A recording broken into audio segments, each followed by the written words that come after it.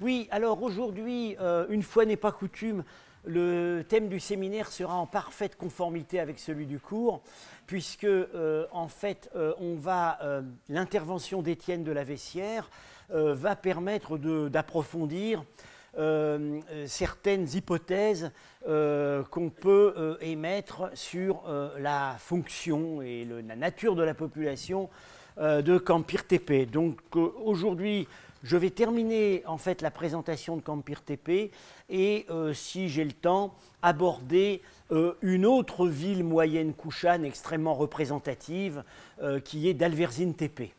Il restera en fait après ce cours, il en restera deux. Oui, la dernière semaine, donc le 27 février, je pense qu'en fait je ferai 2 heures de séminaire. Et ça se terminerait donc à 5h30, ce qui fait que l'année se terminera avec le mois de février. Et puis l'année prochaine, on continuera sur les villes couchanes, et puis on abordera ensuite les villes des époques ultérieures.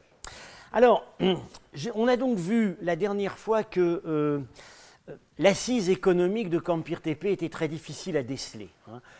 Pas de véritable arrière-pays agricole, des activités artisanales difficiles à saisir, une activité de céramiste, mais semble-t-il avant que la ville ne devienne vraiment une ville à l'époque couchane. Ce qui s'aperçoit, c'est une activité d'emporium, de stockage, très vraisemblablement une activité d'hospitalité, donc des activités en rapport direct avec la fonction de lieu de passage, et puis évidemment dans le simple plan d'urbanisme permet de déceler que tout était fait pour permettre à la population de garnir rapidement les remparts et les tours, ce qui déjà donne une idée de la nature de cette population. Et puis également, on avait donc vu les quartiers délimités par les rues qui en fait se présentent sous une forme fractionnée avec en réalité des petites unités de 2-3 pièces qui ont, semble-t-il, entre elles certaines structures de vie collective. Bon, alors, je reviens là-dessus. Les fouilleurs, notamment Sergueï Bolielov, se sont interrogés, ont été frappés, comme on peut l'être, par caractère assez étrange, en fait, de l'existence de cette ville avec si peu de choses pour la soutenir, et se sont interrogés sur la nature de la population. Alors, en ce qui concerne le fractionnement des unités résidentielles, Bolielov a envisagé 2 hypothèses. L'une d'elles, c'est qu'on aurait affaire, je le cite, au stade ultime de l'éclatement des familles patriarcales. Alors, les familles patriarcales, c'est un peu une tarte à la crème dans l'archéologie urbaine de l'Asie centrale. Le grand Tolstov insistait énormément là-dessus, que tous ces établissements fortifiés, c'était des grandes familles patriarcales. Bon, disons, c'est un thème très récurrent dans le marxisme soviétique. Ça remonte à Engels et au-delà, ça remonte à l'anthropologue américain Morgan.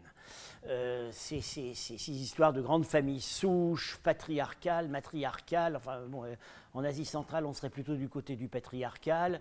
Bon, qui expliquerait, qui serait l'ultime origine de tout. Toutefois, Bolielov assez rapidement arrive à des apories sur cette hypothèse, parce que pour plusieurs raisons. D'abord, la ville ayant été fondée au plus tôt, à Ville-Basse, ayant été fondée au plus tôt vers 90 de notre ère, et son existence s'arrêtant 60 ans après, il faudrait donc supposer que les dites familles patriarcales auraient éclaté en 1 ou 2 générations. C'est assez court. Et puis surtout, il y a un argument archéologique. Dans la ville basse, on ne trouve pas trace. Alors voilà. On ne trouve pas trace ou très peu de grands locaux de réception qui, même si les maisons n'ont pas évolué dans le sens pour lequel elles avaient été conçues, devraient exister, si au départ c'était conçu pour des grandes familles. on voit que dès le début, c'est très fractionné. Alors, il envisage une seconde hypothèse, c'est que la population de la ville aurait été de manière assez homogène, formée d'une classe, là aussi je le cite, hein, de petits dépendants, en fait, de dépendants modestes à caractère militaire, rattachés à une structure étatique, voilà, des petits colons militaires menant tout de même une vie familiale, bon, là on le voit, mais qui était une population, disons, entièrement mobilisable, toujours sur le pied de guerre, et donc menant une vie un peu casernale, hein, des petites unités, et puis des tambouilles collectives. Bon, effectivement, c'est un peu l'impression qui surgit à la lecture, à la vue du plan général, et puis des rapports de fouilles détaillés des différents quartiers. Ce qui expliquerait donc les structures collectives qui sont saisissables, notamment au niveau de l'alimentation, éventuellement des sanctuaires, mais là c'est une question qui est loin d'être claire et à laquelle on consacrera un séminaire en particulier. Ces petites structures collectives seraient en fait liées non pas à l'héritage d'une famille patriarcale antérieure, mais à de simples relations de voisinage entre ces petites unités familiales.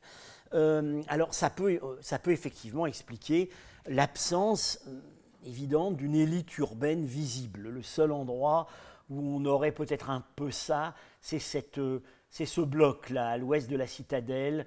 Si ça n'est pas un sanctuaire, mais une salle de réception, ça, oui, ça pourrait être la maison, disons, de l'officier commandant la place ou quelque chose comme ça. Mais c'est tout ce qu'on aperçoit. Donc, je cite à nouveau Bolielov. Campir Tepe, dans les premiers siècles de notre ère, comme dans toutes les périodes précédentes, ne peut être considéré comme une ville au plein sens socio-économique du terme. On doit y voir plutôt une puissante forteresse, un établissement bien défendu qui s'est développé sur l'emplacement stratégique d'un passage fluvial sur la Moudaria, mettant en relation la Bactriane septentrionale et la Bactriane méridionale. Donc peut-on parler de ville ? Des parallèles viennent à l'esprit. Un parallèle très évident dans l'archéologie de l'Empire romain, c'est ce qu'on a très bien observé au mur d'Adrien, où au départ, il y avait des garnisons à l'arrière et qui étaient stationnées dans le mur, mais dans la dernière phase d'occupation, avant que le mur ne soit abandonné, au moment où les lignes de défense ont été reportées plus au nord avec le mur d'Antonin, les archéologues constatent très bien que ces légionnaires ou troupes auxiliaires désormais vivent en famille, ce qui en principe dans le système de la Légion romaine n'était pas possible. Ils ne pouvaient se marier, ils ne pouvaient prendre femme qu'à l'issue du service. Ils vivent en famille et ils squattent les tours, ils squattent les remparts, enfin bon. Donc on pourrait avoir quelque chose comme ça. Sauf qu'à Campir Tepe, on voit la vie familiale, semble-t-il, est présente dès le début. Alors, on peut aller au-delà, mais là, je ne veux pas trop anticiper sur ce que va nous expliquer Étienne. Est-ce que Campir Tepe n'aurait pas été le maillon d'un chaînon continu d'établissements à caractère principalement militaire, établi consciemment par l'action du pouvoir couchant et sur un axe stratégique nord-sud. Alors je vais déjà montrer à sa grande fureur une image qui va certainement montrer lui-même. Voilà. Un axe stratégique nord-sud avec donc la capitale Bactre, le site de Zadiane dont il va nous parler, qui semble avoir été une défense avancée de l'oasis de Bactre, le site de Campir Tepe, donc ce site évidemment de quasi-garnison, disons, sur un emplacement stratégique qui est un lieu de franchissement du fleuve, et au-delà, vers le nord, toujours sur un même axe nord-sud, les portes de fer qui... alors, je vais... Ah oui. Oui, voilà. Donc ici, on a donc Bactre, Campire Tépée, et là, le grand verrou fortifié des Portes de Fer, qui est la vraie frontière nord de l'Empire couchant, le long sur une passe montagnarde, oui, disons, une route montagnarde qui se trouve être le seul point de franchissement de la chaîne au nord de la Bactriane qui soit franchissable en toute saison. Il y en a d'autres, mais ils ne sont franchissables qu'au beau jour. Et au-delà, des zones que le pouvoir couchant n'a pas contrôlées ou n'a contrôlées que pour de brèves périodes et qui relèvent de la Sogdiane et de la confédération nomade des Kanku.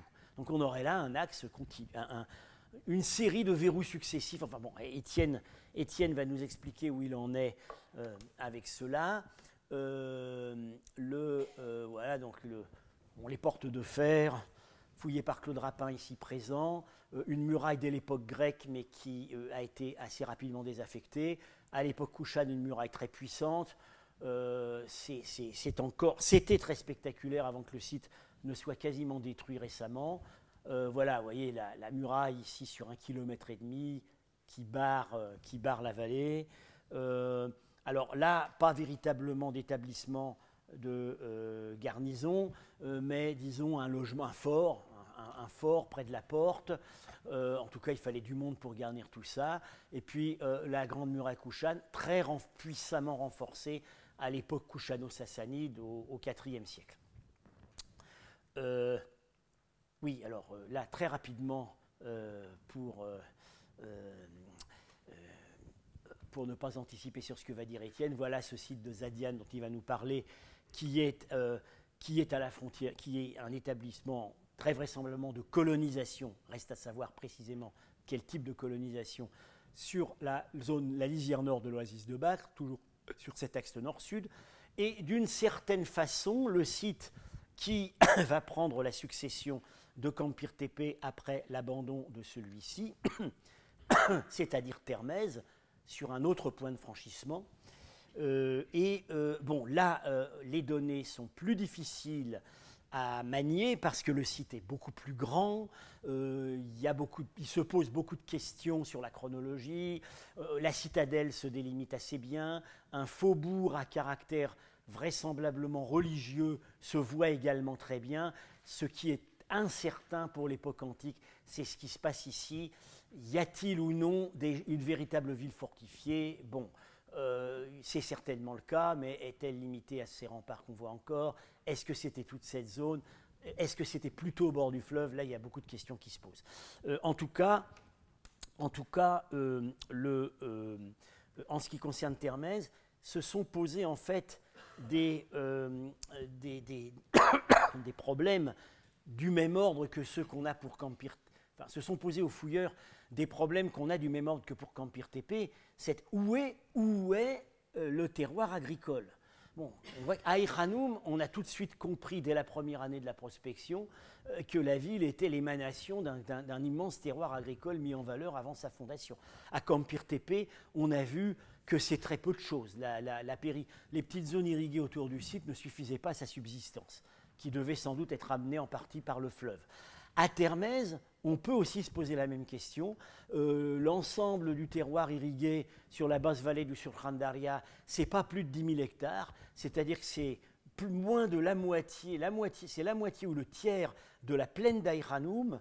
Et Aïranoum n'avait pas que la plaine d'Aïranoum, il y avait d'autres plaines qui étaient dans la périphérie. Là, je cite les remarques intéressantes qu'a faites Sébastien Streit, qui a beaucoup étudié ces questions d'irrigation en Bactriane septentrionale. Termèse toute seule n'avait pas de raison d'exister. Elle n'existait pas quand les Russes sont arrivés à la fin du XIXe siècle. Elle n'existait pas quand les Grecs sont arrivés. Bon, il se peut que la citadelle ait existé, on a quelques arguments pour penser ça. Au Moyen-Âge, elle était certainement beaucoup moins importante que Tchaganian, qui était beaucoup plus au nord. La cité n'a existé que dans le cadre d'un grand État supra-régional ou d'un empire, l'État couchant, les empires musulmans pré-mongols et l'époque soviétique. Voilà. Bon, là j'en ai assez dit sur ce qui va être dit tout à l'heure. Je dis simplement que il est quand même, si l'hypothèse se vérifie, d'une série d'établissements à caractère principalement militaire sur cet axe nord-sud, ça montre que pour les couchants, cet axe était la défense de cet axe était absolument vitale et que c'est de ce côté-là, c'est-à-dire le côté d'où eux-mêmes étaient venus, qu'ils craignaient la menace principale. Ce qui est paradoxal, c'est que ce n'est pas de ce côté-là qu'ils sont morts. On a vu que Campire Tepe n'a jamais subi de siège. On peut se poser la question pour d'autres sites. Ils sont morts par l'ouest et ils sont morts par l'Inde. C'est en fait l'Empire sassanide, partenaire probablement, dont ils n'auraient jamais soupçonné l'émergence et l'hostilité au moment de leur splendeur, qui au début du IIIe siècle vient porter le coup fatal en Bactriane, et simultanément c'est la désintégration de leur domination sur l'Inde suite à l'émergence de l'État Gupta. Bien. Je vais rapidement dire quelques mots sur la question. J'ai évoqué comme structure collective à Campire Tepe les cambuses, les cuisines qu'on repère dans certains endroits. On voit très bien que chacune des... Voilà une unité d'habitation, en voilà une. Chacune, elles n'avaient pas toute leur autonomie culinaire. On voit très bien que ça s'organisait par relation de voisinage. Si vous allez aujourd'hui, si vous voyez aujourd'hui des mahallas dans le vieux Samarcande, enfin il n'y en a plus beaucoup, le vieux Boukhara, c'était un peu ça aussi. Une grande partie de l'économie domestique présente un caractère en fait assez collectif, avec des tambouilles collectives, des réceptions qui n'en finissent pas, etc.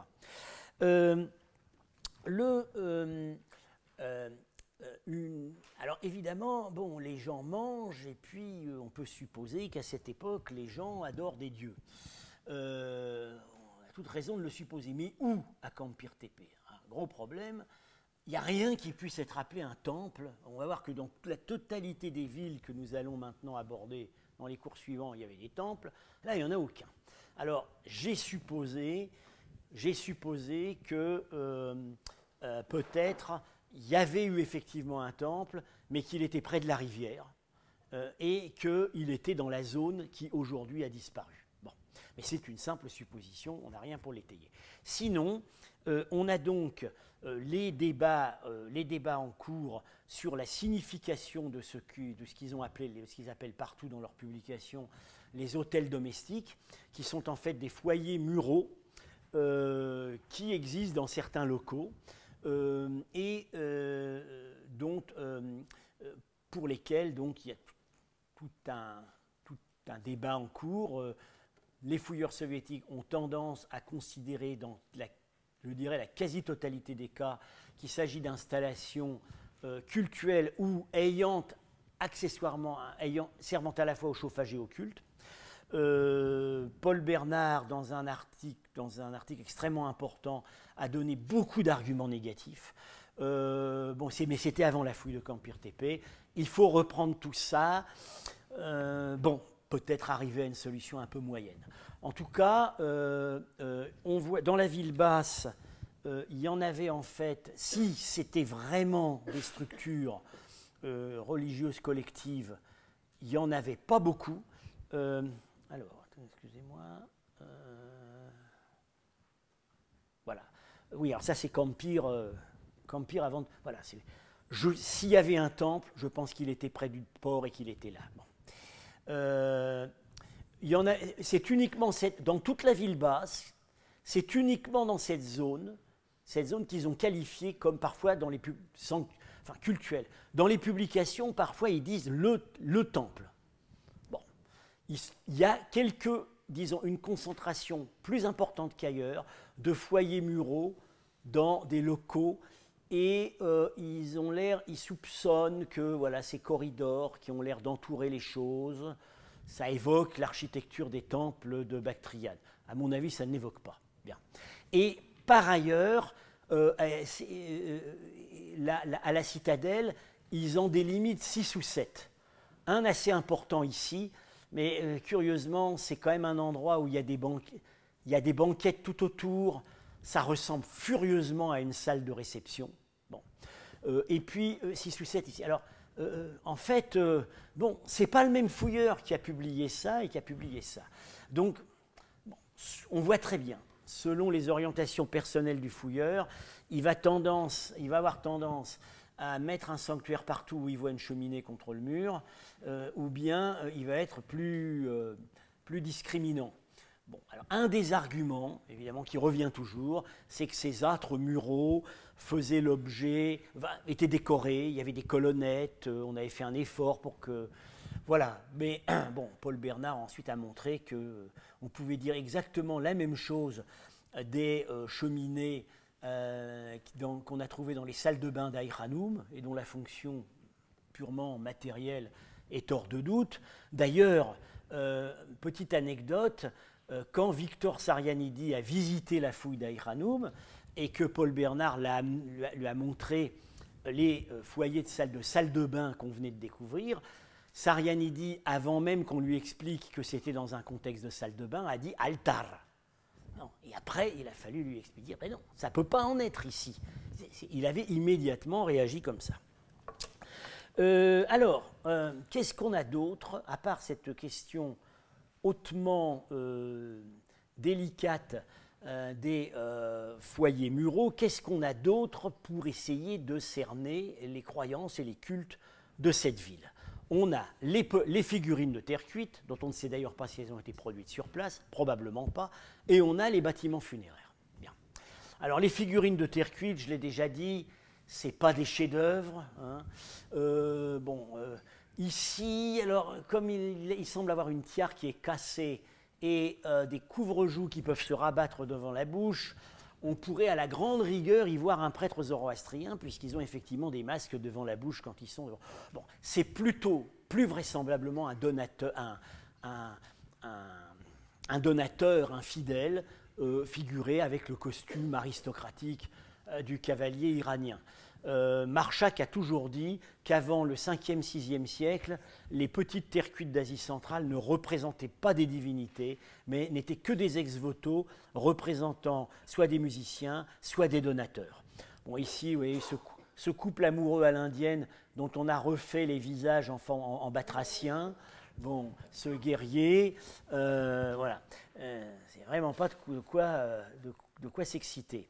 Alors, un tableau plus complet. J'en viens tout de suite, oui. Il y a une seule figurine de terre cuite dans tout Campire Tepe qu'on peut identifier à une divinité. C'est la seule figurine bouddhique.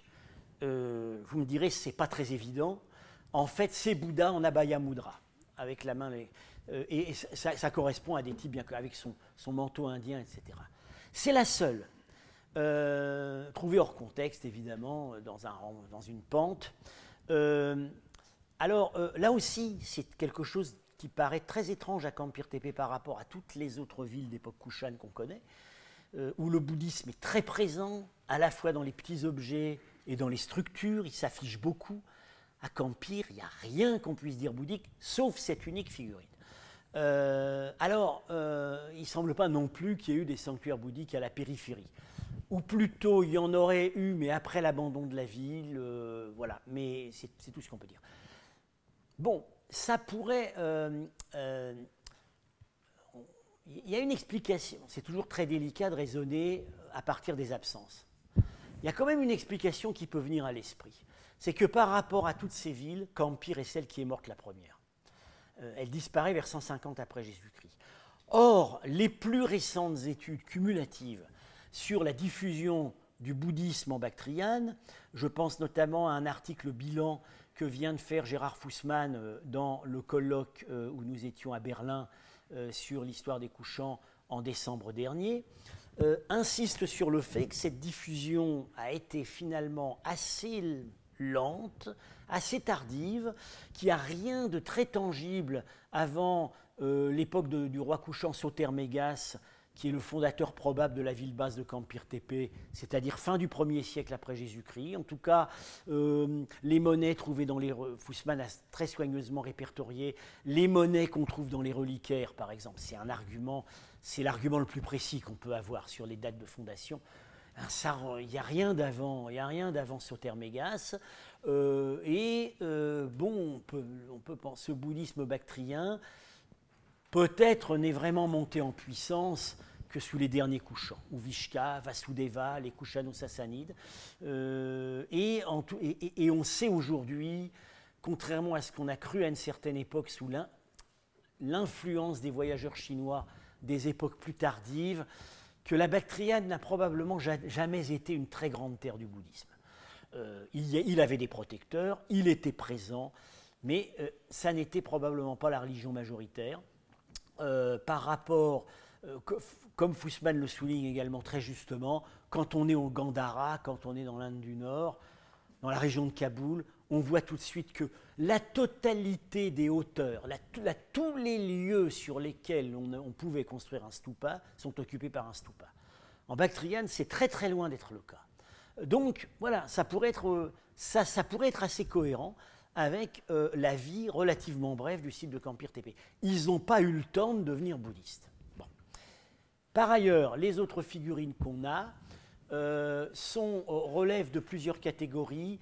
Alors voilà, dans le type du donateur, bon, il y a cette musicienne qui joue du luth à manches courtes. On peut dire que c'est une divinité. Ça n'en est probablement pas une. La musique est une des offrandes qu'on apporte aux dieux. Ça peut tout à fait être un ex-voto. Alors, ces figurines affreuses là qu'on met sous la catégorie déesse mère, parce qu'on n'a pas vraiment grand-chose d'autre à dire. En tout cas, on ne peut pas les identifier à des figures connues du panthéon zoroastrien. Ce qui apparaît vraiment à partir de l'époque des Yuechi, c'est ces figurines de cavaliers, dont certains d'ailleurs ont très nettement des bonnets de la steppe coniques. Et là, on voit que c'est vraiment lié à l'arrivée d'une nouvelle population. Alors à partir de là, on va dire des ancêtres divinisés, ou des dieux cavaliers, ou tout ce qu'on veut. En tout cas, bon, visiblement, là, il y a une symbolique du cavalier qui est en rapport avec ces populations d'origine nomade. Alors, d'une certaine façon, ce qu'on peut se mettre sous la dent, si on veut faire parler ce modeste répertoire d'une manière zoroastrienne, c'est ça. Alors, vous allez me dire pourquoi. Ce sont des petites figurines qui représentent des animaux et qui en fait servent d'anse sur un type bien déterminé de céramique qui sont des petits cruchons. Et la tête de l'animal est tournée vers la bouche du vase. Donc visiblement, l'animal, d'une certaine manière, est en rapport avec ce qui va sortir du vase.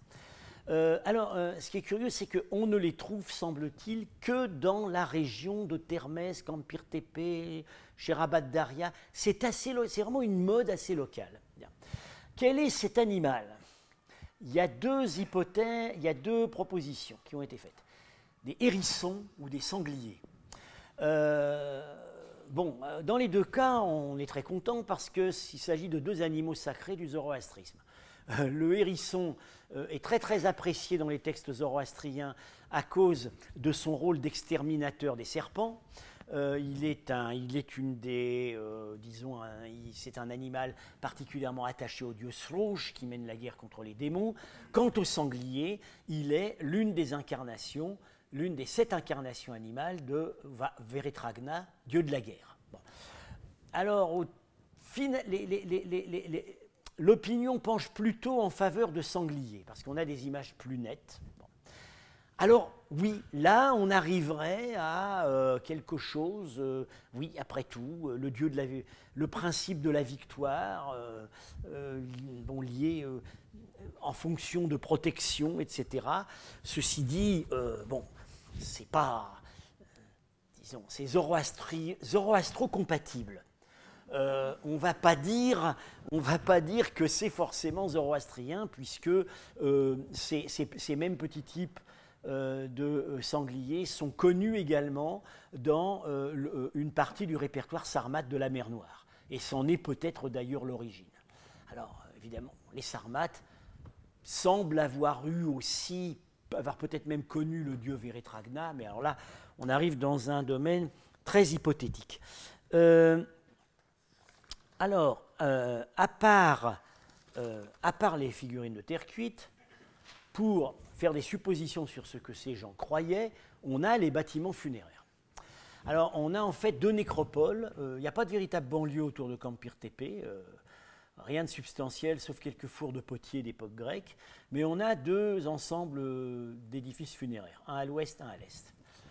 Il faut savoir que, en Asie centrale, d'une manière quasi généralisée, à partir de l'époque hellénistique jusqu'à l'arrivée de l'islam, les nécropoles sont hors les murs. Et quand elles s'occupent des bâtiments dans les villes, notamment des sections de remparts, etc., on s'aperçoit en général qu'il s'agit de parties des villes qui étaient désaffectées au moment où elles ont été réoccupées de manière funéraire. Alors là, évidemment, ça sonne assez zoroastrien, puisque les textes insistent sur la nécessité absolue de séparer les morts des vivants. Alors, on trouve 2 types de bâtiments. Enfin, à mon avis, ils se réduisent à un seul. Alors, ces petits mausolées, avec une sorte de plateforme au milieu, là, des petites chambres, quand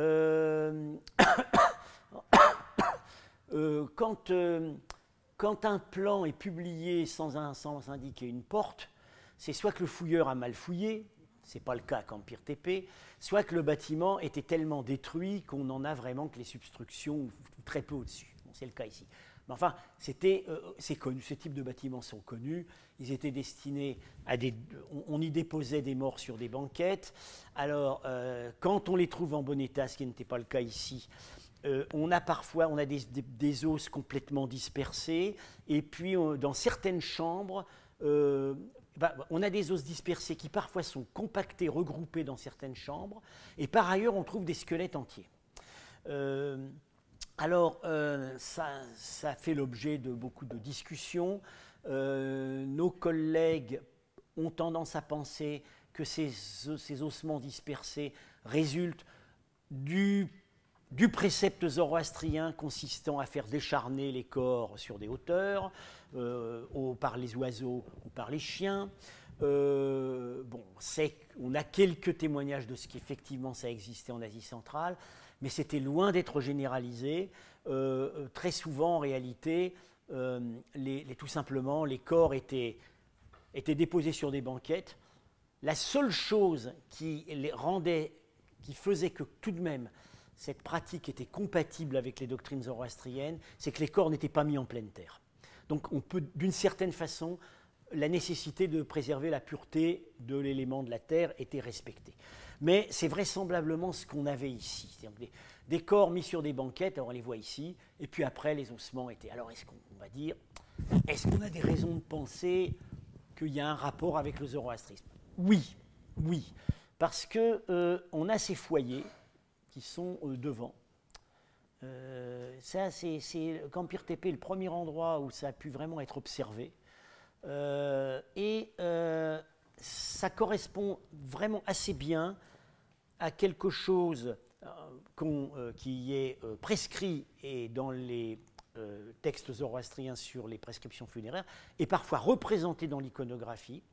C'est que durant les 3 jours qui suivent la mort, au moment où on suppose que l'âme est encore l'objet d'une compétition au ciel entre les forces du bien et les forces du mal, on allume des feux près de la tête du mort, ou près de l'endroit où il a été déposé, pour éloigner les démons. Par ailleurs, on sait que tous les ans, au moment de la fête des morts, qui précédait de peu le Nouvel An, on apportait des offrandes et on faisait des fumigations pour les âmes des morts. Alors aujourd'hui, chez les zoroastriens d'aujourd'hui, ça se fait qu'ils n'ont plus de mausolée puisque tout va dans des bâtiments funéraires collectifs. Ça se fait dans les maisons. Mais l'archéologie de l'Asie centrale montre qu'autrefois ça se faisait devant les mausolées où les corps avaient été déposés. Voilà un exemple, une image peinte sur un ossuaire du Khwarezm du 8e siècle. Vous voyez ici, bon, pardon, je serai amené à revenir à d'autres occasions, les personnages qui se lamentent. Ça, c'est pas du tout admis dans les textes zoroastriens, mais ça, apparemment, ça se faisait beaucoup. Ce symbole de porte, on s'est beaucoup interrogé. On pense maintenant que c'est le symbole de la porte c'est le symbole du paradis. C'est la porte du paradis. Ici, c'est une femme qui est morte. Ici, on peut en discuter, mais très vraisemblablement, c'est la stylisation d'un petit hôtel du feu ou d'un petit brûloir. Donc c'est ça qui est représenté. Le feu qui éloigne les démons et qui est placé devant l'endroit où on a déposé le mort. Alors, on a trouvé à l'est un autre ensemble, à l'est de Campir Tepe, avec des chambres sur un très long alignement. Là, c'est très curieux, les chambres étaient complètement vides de tout. Et en revanche, dans une tranchée devant, se trouvait un riche matériel avec des petits ossements, de la céramique des petits ossements humains, de la céramique, des petits ossements d'animaux et des brûloirs qui avaient été parfois intentionnellement cassés, dont certains étaient enfouis la tête en bas, n'est-ce pas Henri Paul, hein, dont l'analyse a pu montrer qu'ils avaient contenu, ils avaient servi à brûler des petites brindilles et des bourgeons d'églantier. Donc ils ont dû servir à des fumigations. Typologiquement, dans certains cas, on peut y voir l'évolution d'un type d'objet transportable connu déjà à Iranoum, les petits socles en pierre, trouvés notamment dans le contexte du temple, qui ont effectivement parfois ces formes de base de colonnes et étaient destinés clairement à supporter une cupule ou un petit vase où on allumait des feux. Et on aurait ici peut-être l'évolution de ce type d'objet avec le récipient intégré au pied. En tout cas, ces objets n'ont semble-t-il pas d'autre fonction que cultuelle, on les trouve dans les contextes funéraires. Et alors l'hypothèse qu'a faite le fouilleur, Dveladze, c'est que ici, ce n'est pas des petits mausolées où on dépose les corps jusqu'au moment où ils se décomposent, puis où on conserve les ossements. Ce type de structure, nos collègues ex-soviétiques les appellent les naous, parce que c'est le nom que leur ont donné les conquérants arabes. Les conquérants arabes ont décrit les cimetières d'Asie centrale. Ils les ont décrits dans des contextes précis qui les intéressaient, c'est-à-dire à un moment, il y a un guerrier qui est pourchassé, et puis on le débusque, il s'est caché dans un naous. Bon. À un autre moment, on va exécuter un roi rebelle, on va le crucifier sur un naous, parce qu'évidemment, pour un zoroastrien, c'est le condamné à l'enfer, à partir du moment où il meurt en contact avec les substances impures. Bon. Donc ils ont appelé ça naous, qui est un mot arabe qui en fait vient du grec, naos, petit sanctuaire, petite chapelle. Donc, c'est ça. Mais dans ce cas-là, les fouilleurs, Dveladze notamment, a pensé à autre chose. Il a pensé à un type d'édifice qui est connu dans la littérature zoroastrienne sous le nom de kata, qui veut dire en fait simplement chambre, et qui est l'endroit où on dépose provisoirement le mort si le mauvais temps ou la nuit empêche son transport au lieu du décharnement. Il a pensé que c'était ça parce que les chambres étaient vides. Bon. En fait, il y a deux arguments qui contredisent complètement cette interprétation. Le premier, c'est qu'on sait maintenant par les philologues, d'une part Alberto Cantera, un article déjà un peu ancien, et d'autre part Octor Cherveux, qui y est revenu récemment, que dans la littérature zoroastrienne, qu'elle soit en avestique ou en pélévi, c'est kata, ça ne veut pas dire quelque chose qu'on va construire spécialement, une chambre réservée spécialement pour déposer les morts, c'est l'utilisation, ce sont des chambres déjà existantes dans la maison. C'est-à-dire qu'on va prendre une pièce dans la maison, suffisamment grande pour que le mort ne risque pas de contaminer les murs, et on va le mettre là. Ce n'est pas du tout quelque chose qu'on construit. Et là, ça met fin à ces deux articles de Cantera et Rdveladze mettent fin à, je dirais, 80 ans de spéculation par les archéologues d'Asie centrale qui ont parfois, et je me compte dans le nombre, puisque dans ma thèse qui portait sur les pratiques funéraires en Asie centrale, j'ai fait un sous-chapitre sur les katas. Je ne le referai plus aujourd'hui. Ils ont cherché, justement, en dehors des habitations, en dehors des villes, ces structures de stockage provisoire des morts. Elles n'existent pas dans les textes. Bon. Et par ailleurs, dans ce cas-là, on n'attendrait pas des petits os humains dans la tranchée devant. Ce qui, plus vraisemblablement, c'est le scénario le plus vraisemblable, c'est qu'il s'agit de petits mausolées, de lieux où les corps étaient déposés et qu'on avait nettoyés. On devait de temps en temps, comme c'était tout de même, ça contenait des impuretés rituelles, de temps en temps, on devait faire place nette. On devait vider tout ça et on mettait tout ça dans des tranchées. Bon. Y compris, par ailleurs, on trouve là, effectivement, ces petits brûloirs qui, eux, ont pu servir sur place devant l'entrée de ces pièces pour effectuer les fumigations destinées à éloigner les démons.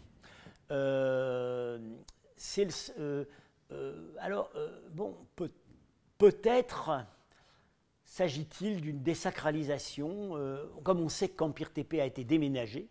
Les gens n'ont pas quitté dans la panique, ils ont déménagé consciencieusement, ils ont fait des bouchages de portes, ils ont condamné les locaux. On peut peut-être penser qu'il y a eu aussi une opération de lustration. Voilà. En tout cas, bon, comme vous pouvez constater, et c'est général, quand on n'a pas véritablement des temples, les tentatives pour mettre en rapport les données du terrain avec l'affichage officiel sur les monnaies Kushan d'un panthéon zoroastrien très complet, ces tentatives sont souvent décevantes. Les images que les rois mettent sur leurs monnaies et qui sont des dieux zoroastriens bien reconnaissables, on ne les retrouve pas dans le répertoire des terres cuites. Ce n'est pas ce que la population utilisait. On les retrouvera en Sogdiane, certains d'entre eux, plus tard, à partir du VIe siècle. À cette époque, il n'y a rien de commun, on ne les retrouve pas. Le seul dieu qu'on a à la fois sur quelques monnaies Kushan et dans les terres cuites, c'est Bouddha. Bon. Et l'archéologie funéraire, elle peut être vraiment parlante et bien interprétable par les principes zoroastriens à partir du 5e, 6e siècle en Sogdiane, parce que là, on a une iconographie funéraire, on a des ossuaires, on voit très bien pourquoi les os étaient conservés, qu'on attendait la résurrection, etc. On observe bien les choses. À l'époque antérieure, ce sont des choses qui ne sont pas nettes. C'est un peu des pratiques funéraires, je dirais, passe-partout. Ben oui, on met le mort dans un cas. On fait encore ça chez nous, hein. On met le mort dans un caveau et puis de temps en temps on fait de la place. Bon, alors on saisit tout de même, ce qui serait le plus zoroastrien dans tout ça, c'est effectivement cet usage du feu pour éloigner les démons, hein. À un moment où on les redoute plus particulièrement. Alors, j'en ai donc terminé avec Empire TP, pas tout à fait terminé puisque donc Étienne va être amené à revenir dans l'heure qui suit sur un thème en liaison. Et puis, j'ai laissé volontairement de côté la question de l'existence ou non des chapelles domestiques, parce qu'elle demande vraiment une investigation fouillée dans les descriptions précises des locaux de Empire TP. Entreprise où je suis engagé donc avec Michael Schenkar. On fera probablement une ou 2 heures de séminaire là-dessus. J'aimerais beaucoup qu'on ait à cette occasion la participation de Paul Bernard, puisque la discussion, disons, il est l'auteur en 1978 de la discussion théorique la plus fouillée, la plus argumentée sur toute cette question. Bien. Je vais maintenant changer de décor et venir à une autre ville Kushan, dont j'avais rapidement montré le plan au premier cours, d'Alverzin Tepe. Ville importante, plus importante que Campir Tepe, à certaines villes à tous égards très différentes. Et c'est là qu'on voit que, bon, quand les fouilles sont bien développées, ont embrassé une bonne partie du territoire urbain, on arrive vraiment à saisir ce qu'on peut appeler la personnalité des villes et à cerner ces populations. Alors, d'Alverzin Tepe, la carte est en russe, je m'excuse, c'est ici. Donc voilà Termez, voilà Campir Tepe sur la Moudaria. Aïchanoum se trouve quelque part par là. On a donc ici la barrière montagneuse du Baïsoun, qui était la frontière nord de l'Empire couchant. Les portes de fer, verrou stratégique au nord de l'Empire couchant, dont j'ai brièvement parlé, sont ici. Une série de rivières de Piémont et une rivière importante ici, le Surkhandaria, que les textes Pélévi appellent la rivière de Termez, et qui se jette effectivement à Termez. Alors, dans la partie supérieure, disons moyenne du bassin du Surkhandaria, se trouve une concentration importante de sites. En fait, c'est plus ou moins, on a l'impression en fait d'une ville qui s'est déplacée. On a ici Khalchayan, qui est un site très très particulier, qui n'est pas vraiment une ville, qui est un site, disons, ostentatoire, enfin, un petit peu comparable à peut-être ce que pourrait être Vieille Nisa. Un site où le seul bâtiment en fait, qu'on a vraiment fouillé, était voué à la commémoration de la dynastie. Et la vraie ville, c'est ici, c'est d'Alverzin Tepe. Et puis ensuite, donc, il y a toujours eu un centre important. Ici, au Moyen-Âge, ce sera Tchaganian, siège d'une principauté indépendante, les Bani Djorid. Plus tard, aujourd'hui, c'est Denao, qui en Tadjik, évidemment, c'est Dehenao, le nouveau village. Mais voilà, donc, il y a toujours eu des noyaux urbains ici. On va voir là, contrairement à Termez, contrairement à Campir Tepe, il y a un vrai arrière-pays agricole irrigué. Alors, voilà donc d'Alverzin Tepe, 31 hectares. C'est pas tellement plus grand que Campir Tepe. Campir Tepe, on ne peut pas dire combien le site faisait avant que la moitié ne tombe dans la rivière, mais c'était peut-être à peu près 20 hectares. Bon, là, c'est plus important. C'est en fait, dans la vallée du Surkhandaria, par importance, par emprise sur le sol, le deuxième site après Termez. Sauf que Termez, on ne peut absolument pas dire aujourd'hui quelle était la superficie de Termez à l'époque couchane. Là, on le peut.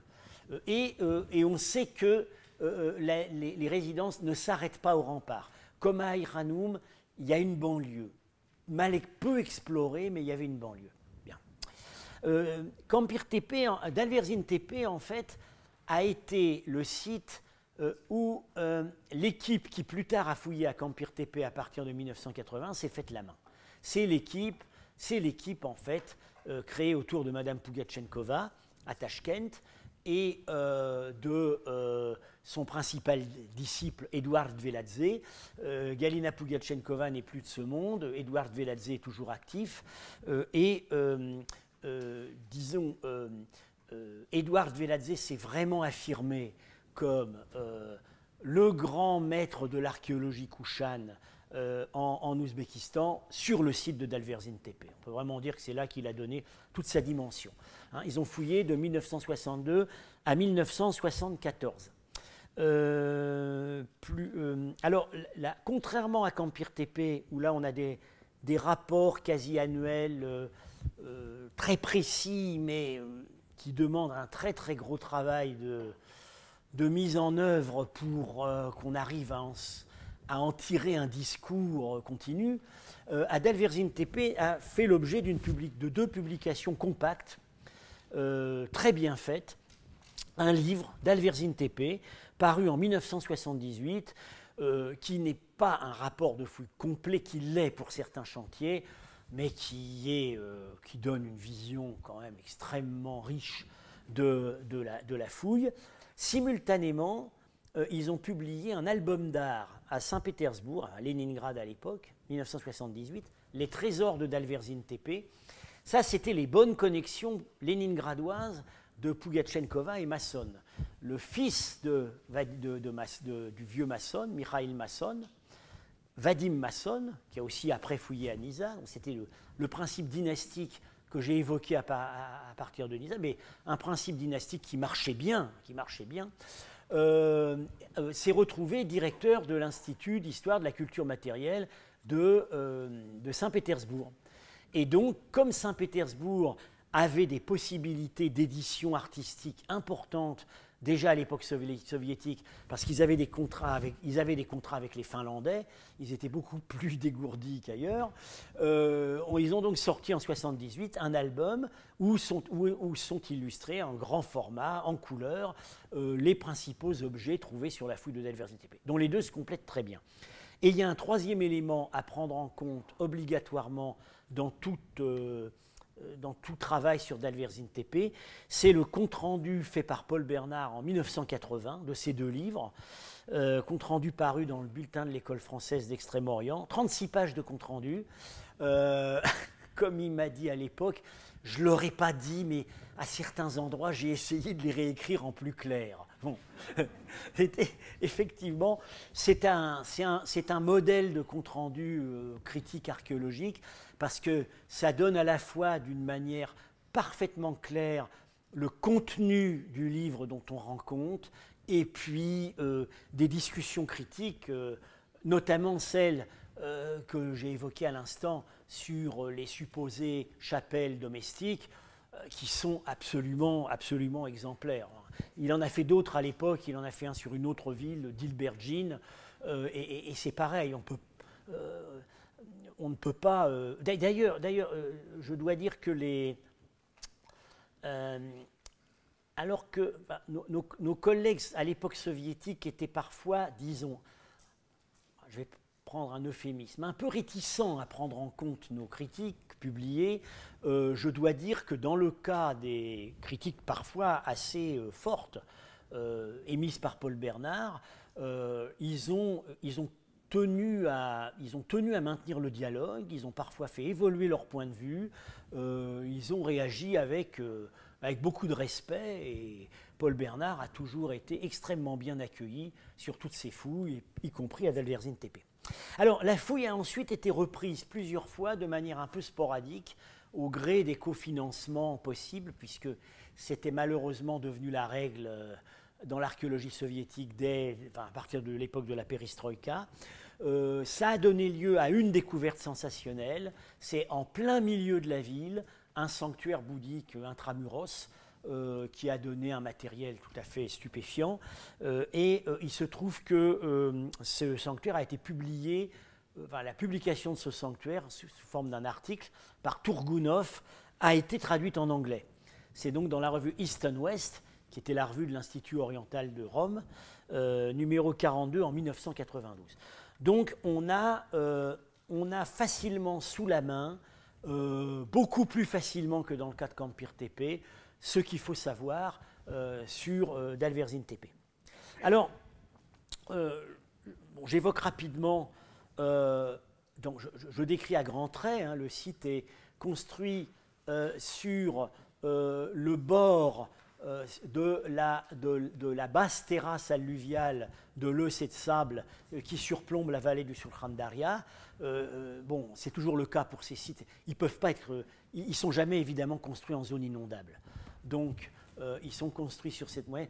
Et vous voyez, le site avait des aptitudes stratégiques, puisqu'on a un ruisseau, un torrent intermittent de Piémont, qu'on appelle là-bas un saï, qui l'isole à l'ouest et au sud. Ici, c'est le bord de la terrasse, donc la défense pouvait... le seul point qui nécessitait vraiment une défense artificielle, c'était la muraille nord. Ça ressemble assez à Kampir Tepe quand on regarde. On a la citadelle ici, et puis on a la ville basse. Mais il y a des différences significatives. Des différences en fait. Il y a des différences surtout sur la chronologie, sur la religion, sur ce qu'on peut supposer de la nature de la population, on est vraiment à un autre extrême du diapason typologique. Mais bon, je vais m'arrêter là pour aujourd'hui. On continuera la prochaine fois sur Dalverzine. Et je vais donc... Bon, on va faire une petite pause. Et ensuite, je passerai la parole à Étienne. Étienne, vous avez mis votre PowerPoint Bon, s'il y a des questions, vous pouvez y répondre, c'est pareil, soit là, soit à la sortie.